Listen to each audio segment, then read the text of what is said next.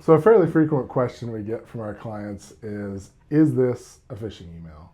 And it's great when clients share that with us because they're acknowledging that it's difficult to detect those a lot of times, and they want to be sure before they click on anything, reply, open anything at all. And we appreciate that. And sometimes clients will apologize for sending stuff like that. We're always telling them, no, it's our job to identify that stuff. Um, so, how can you know if an email is phishing or legitimate? And a lot of times it may require communicating with that sender via another method, calling them, texting them, saying, hey, did you send this? Is this legitimate or not? Because what typically happens is if you receive a phishing email from a person that you recognize, either one of two things has happened. Either their account has been compromised and there's a bad actor in their account sending emails from their account, in which case you can verify that it's actually coming from them. But the content of that message is typically designed to capture your credentials, perpetuate wire fraud, a variety of different malicious activities. And the worst part is that user probably doesn't even know their account's compromised because the bad actors have set up malicious mail rules to hide their activity.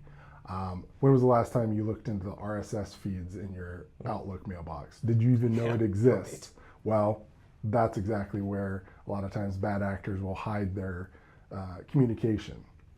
So if somebody's account's compromised, you verified it came from them, the next question is, how are you going to handle that?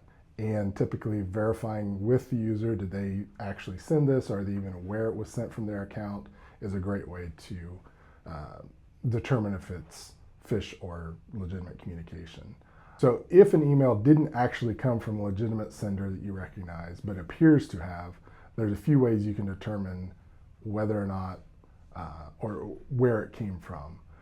One method that a lot of bad actors will use is called typo squatting, where they're utilizing a similar email domain.